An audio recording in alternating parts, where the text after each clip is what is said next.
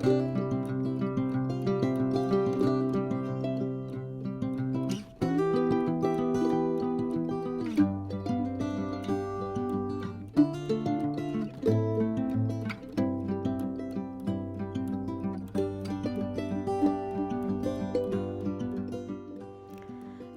നമസ്കാരം. ഇന്നിവിടെ ഉണ്ടാക്കുന്നത് എള്ള് ഫില്ല് ചെയ്തിട്ടുള്ള നമ്മുടെ സീസ്മി സീഡ് എള്ള് ഫില്ല് ചെയ്തിട്ടുള്ള കൊഴുക്കട്ടയാണ്. അതിനായിട്ട് ഇവിടെ 500 ഗ്രാം എള്ള് കഴുകി വൃത്തിയാക്കി വെച്ചിട്ടുണ്ട്. ഇവിടെ അതിൻ്റെ മധുരത്തിന് ആവശ്യമായിട്ട് 300 ഗ്രാം വെല്ലം എടുത്തിട്ടുണ്ട്. അത് ഇനി ഒന്ന് ഉരുക്കിയെടുക്കാം, വെല്ലം ഒന്ന് ഉരുക്കിയെടുക്കാം. അപ്പോഴേക്കും നമ്മൾക്ക് ഈ എള്ളൊന്ന് വറുത്തെടുക്കാം. അതിനായിട്ട് ഒരു പാൻ അടുപ്പത്ത് വെച്ച് ലോ ഫ്ലെയിമിലിട്ടിട്ട് ഈ എള്ളൊന്ന് വറുത്തെടുക്കണം. അതിൻ്റെ നനവൊക്കെ ഒന്ന് മാറി വരുമ്പോഴേക്കും നമ്മൾക്ക് വെല്ലം ഉരുക്കി കിട്ടും. ലോ ഫ്ലെയിമിലിട്ട് വറക്കാൻ പ്രത്യേകം ശ്രദ്ധിക്കണം. അപ്പോഴേക്കും നമ്മൾക്ക് വെല്ലം ഉരുക്കിയത് അരിച്ച് വയ്ക്കാം. എന്നിട്ട് ഇത് പാകമാവുമ്പോൾ ഇതിൻ്റെ വറവ്, അതായത് എള്ളിൻ്റെ നനവൊക്കെ മാറി ഒന്ന് വരുമ്പോൾ നമ്മൾക്ക് അതിനകത്തേക്ക് ഉരുകിയ വെല്ലം ഒഴിച്ചു കൊടുക്കാം. 500 ഗ്രാം എള്ളിന് ഞാനിവിടെ 300 ഗ്രാം വെല്ലാണ് ഉപയോഗിച്ചിരിക്കുന്നത്. അത് മുഴുവൻ ഒഴിക്കണമെന്നില്ല, നിങ്ങൾക്ക് ആവശ്യമുള്ള മധുരത്തിനനുസരിച്ചിട്ട് മാത്രം ഒഴിച്ചാൽ മതി.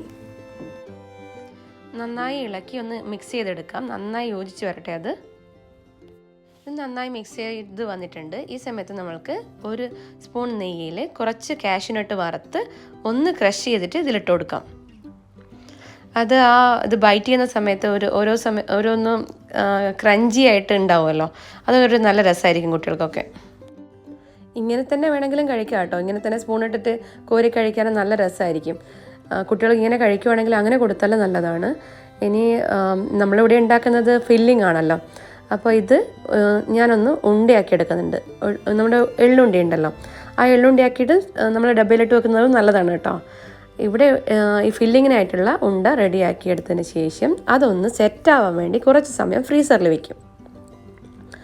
എന്നിട്ട് ആ സെറ്റായി വരുന്ന സമയം കൊണ്ട് നമ്മൾക്ക് ഇതിന് വേണ്ടിയുള്ള മാവ് റെഡിയാക്കി എടുക്കാം.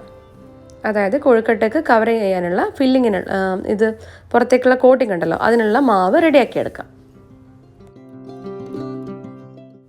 ഇനി നമുക്ക് കോട്ടിങ്ങിനായിട്ടുള്ള മാവ് റെഡിയാക്കി എടുക്കാം. അതിനായി ഒരു പാൻ അടുപ്പത്ത് വെച്ച് 1 ഗ്ലാസ് വെള്ളം ഒഴിച്ചു കൊടുത്തിട്ടുണ്ട്. അതിൽ ആവശ്യത്തിനുള്ള ഉപ്പ് ഇട്ട് കൊടുക്കുക. ഒരുപാട് ഉപ്പ് വേണ്ട കേട്ടോ, ഇത് നമ്മുടെ സ്വീറ്റ് ആണല്ലോ, അപ്പോൾ ഒരു നുള്ളു ഉപ്പ് ഇട്ട് കൊടുത്താൽ മതി. എന്നിട്ട് 1 കപ്പ് അരിപ്പൊടി, നല്ല നമ്മുടെ ഇടിയപ്പത്തിൻ്റെയൊക്കെ പൊടി ഉണ്ടല്ലോ, നേർത്ത പൊടി, അതാണ് ഇട്ട് കൊടുക്കുന്നത്. അതിട്ട് ഒന്ന് ആ വെള്ളത്തിൽ നന്നായി മിക്സ് ചെയ്തെടുക്കാം. ലോ ഫ്ലെയിമിൽ വെക്കാൻ പ്രത്യേകം ശ്രദ്ധിക്കണം. ഇത് മാവ് അങ്ങനെ കുഴഞ്ഞ് വെന്ത് പോകരുത്. ഒന്ന് നമ്മൾക്ക് കുഴച്ചെടുക്കാനുള്ളതാണ്. ആ ചൂടുവെള്ളത്തിലൊന്ന് മാവിന് നല്ല സോഫ്റ്റായിട്ട് കിട്ടാൻ വേണ്ടിയിട്ട് മാത്രമാണ് ഈ ചൂടുവെള്ളത്തിൽ ഇതിങ്ങനെ ഇട്ട് കൊടുക്കുന്നത്. അത് ഇങ്ങനെ നന്നായി കുഴച്ചെടുത്തതിന് ശേഷം നമ്മൾക്ക് നന്നായി ഉരുട്ടി, ചപ്പാത്തിയുടെയൊക്കെ മാവ് കുഴക്കുന്നത് പോലെ ഉരുട്ടിയെടുക്കാം. നന്നായി സോഫ്റ്റായി വരുന്നത് വരെ ഒന്ന് കുഴച്ച് ഉണ്ടയാക്കി വെച്ചിട്ടുണ്ട്.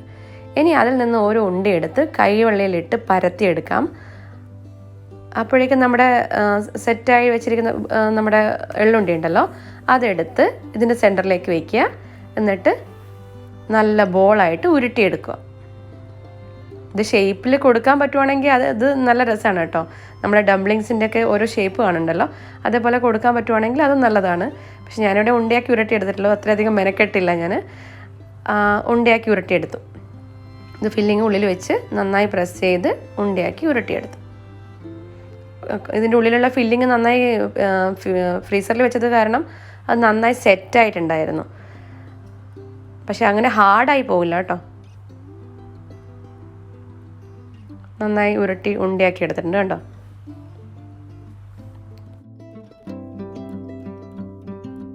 ഇങ്ങനെ ഓരോന്നായി എടുത്ത് നമുക്ക് ഉണ്ടയാക്കി റെഡിയാക്കി വെക്കാം. അതിനുശേഷമാണ് നമ്മൾ സ്റ്റീം എടുക്കുന്നത്. നല്ല ഭംഗിയില്ലേ കാണാൻ, ഉണ്ട കാണാൻ നല്ല ഭംഗിയില്ലേ. ഇതേപോലെ തന്നെ സ്റ്റോർ ചെയ്ത് വെക്കാൻ പറ്റും കേട്ടോ. ഡബ്ബയിലിട്ട് നമുക്ക് കുറച്ച് ദിവസത്തേക്ക് സ്റ്റോർ ചെയ്യാം. നിങ്ങൾക്ക് പെട്ടെന്ന് ഇത്ര അധികം വേണ്ട എന്നുണ്ടെങ്കിൽ, അല്ലെങ്കിൽ നാളത്തേക്ക് റെഡിയാക്കി വെക്കണമെന്നുണ്ടെങ്കിൽ തലേന്ന് തന്നെ ഇങ്ങനെ ഉണ്ടയാക്കി വെക്കുന്നത് നല്ലതായിരിക്കും. പിറ്റേ ദിവസം എടുത്ത് ഒന്ന് സ്റ്റീം ചെയ്തെടുത്താൽ മതി. ഇനിയിപ്പോൾ കുറച്ച് ദിവസത്തേക്ക് സ്റ്റോർ ചെയ്യണമെന്നുണ്ടെങ്കിൽ ഇതേപോലെ സ്റ്റോർ ചെയ്തിട്ട് ഫ്രീസറിൽ വെച്ചാൽ മതി. അത് ചെയ്യുന്ന സമയത്തെടുത്ത് ഇതേപോലെയുള്ള സ്റ്റീമർ എടുത്ത് വെച്ചിട്ട് അതിൽ ഞാനൊരു കുറച്ച് എണ്ണ തടവി കൊടുക്കുന്നുണ്ട് കേട്ടോ. അത് ഈ അരിമാവായത് കാരണം അത് പറ്റി പിടിക്കുക, ഡയറക്റ്റ് അവിടെ വയ്ക്കുമ്പോൾ പറ്റി പിടിക്കുമല്ലോ. അപ്പോൾ ഒരു എണ്ണ തുടക്കി കൊടുത്താൽ അങ്ങനെ പറ്റി പിടിക്കത്തില്ല. അതുപോലെ വെച്ച് നമുക്ക് സ്റ്റീം ചെയ്തെടുക്കാം. നോർമൽ നമ്മുടെ ഒരു 10-15 മിനിറ്റ് മതിയാവും വെന്ത് വരാൻ വേണ്ടിയിട്ട്. ഇവിടെ നന്നായി വെന്ത് കിട്ടിയിട്ടുണ്ട്. ഇനി ഇതൊന്ന് ഒന്ന് കുറച്ച് സമയത്തേക്ക് ഒന്ന് കൂളാവാൻ വയ്ക്കാം. അതിനുശേഷം മാത്രം നമുക്ക് പുറത്തേക്ക് എടുക്കാം. എന്നിട്ട് കട്ട് ചെയ്യാം. നല്ല ടേസ്റ്റാണ് കേട്ടോ. ഇതിങ്ങനെ കഴിക്കാൻ വളരെ നല്ല ടേസ്റ്റാണ്. ഒരുപാട് ഗുണങ്ങളുള്ള എള്ള് ഇതുപോലെയൊക്കെ നമ്മൾ നമ്മുടെ ഭക്ഷണത്തിൽ ഉൾപ്പെടുത്താൻ ശ്രമിക്കണം. ഞാനിവിടെ ഇതിൻ്റെ കൂടെ ഒരു ജിഞ്ചർ ടീ കൂടി ഉണ്ടാക്കുന്നുണ്ട്. അതിനായിട്ട് ഒരു ഗ്ലാസ് വെള്ളം എടുക്കാം. ഇതിൻ്റെ അകത്തേക്ക് സിന്നമൺ സ്റ്റിക്കാണ് വേണ്ടത് കേട്ടോ. നമ്മുടെ പട്ട ചെറുതായി നുറുക്കി ഇടാം. പിന്നെ അതുപോലെ തന്നെ ഒരു കഷ്ണം ഇഞ്ചി, നമ്മുടെ ഒരു വിരലിൻ്റെ പീസ് ഉള്ള ഇഞ്ചി ചെറുതായി കട്ട് ചെയ്തിട്ട് അതും ഇടാം. പിന്നെ ആവശ്യത്തിന് മധുരം, നമ്മൾക്ക് ആവശ്യത്തിനുള്ള മധുരം കൂടി ഇതിൽ ആഡ് ചെയ്ത് കൊടുക്കാം. നന്നായി തിളച്ച് വരട്ടെ. നല്ല മണമാണ് കേട്ടോ. സിന്നമൺ സ്റ്റിക്കിൻ്റെ മണം എന്ന് വെച്ച് കഴിഞ്ഞാൽ അത് ചെയ്ത് തന്നെ അറിയണം. അത് നമ്മുടെ റൂം മുഴുവൻ, നമ്മുടെ വീട് മുഴുവൻ ആ സുഗന്ധം പരക്കും. ഇതൊരു ഗ്ലാസ്സിലേക്ക് അരിച്ചിട്ട് എടുക്കാം. ഇത് ബൗളിലേക്ക് അരിച്ചെടുത്തതിന് ശേഷം ഈ തായ് ചൈനീസ് ആൾക്കാരൊക്കെ ഈ ജിഞ്ചർ ടീൻ്റെ അകത്തേക്കാണ് നമ്മുടെ ഈ റൈസ് ബോൾ ഇട്ട് വെച്ചിട്ട് അത് സ്പൂണ് കൊണ്ടാണ് കഴിക്കുക. അത് അവരുടെ ഒരു പ്രത്യേക ട്രഡീഷണൽ വിഭവമാണ് കേട്ടോ. അപ്പോൾ സിന്നമൺ ജിഞ്ചർ ടീയുടെ ഗുണവും പിന്നെ എള്ളിൻ്റെ ഗുണവും കൂടി ചേർന്ന ഈ ഒരു ഡിഷ് അതൊരു പ്രത്യേക ടേസ്റ്റ് തന്നെയാണ്. നിങ്ങൾക്ക് വേണമെങ്കിൽ കൊഴുക്കട്ടയാക്കിയിട്ട് കഴിക്കാം. അല്ല എങ്കിൽ ഇതേപോലെ ഈ ജിഞ്ചർ ടീൻ്റെ അകത്ത് വെച്ചിട്ട് സ്പൂൺ കൊണ്ട് കോരി കഴിക്കാം. അത് ഇങ്ങനെ കഴിക്കുമ്പോൾ നമ്മുടെ വയറിനൊക്കെ ഒരുപാട് നല്ലതാണ്. ജിഞ്ചർ ടീ, സിന്നമൺ സ്റ്റിക്ക് ഇട്ട ജിഞ്ചർ ടീ എന്ന് പറയുമ്പോൾ അത് പ്രത്യേക ഗുണങ്ങളുള്ളതാണ്. അതുകൊണ്ട് അങ്ങനെയും ഒന്ന് ട്രൈ ചെയ്ത് നോക്കണം. അപ്പോൾ വീഡിയോ എല്ലാവർക്കും ഇഷ്ടപ്പെട്ടെന്ന് വിചാരിക്കുന്നു. ലൈക്ക് ചെയ്യാനും സബ്സ്ക്രൈബ് ചെയ്യാനും ഷെയർ ചെയ്യാനും മറക്കരുത്. അടുത്ത വീഡിയോയിൽ കാണുന്നത് വരെ താങ്ക് യു ഫോർ വാച്ചിങ്.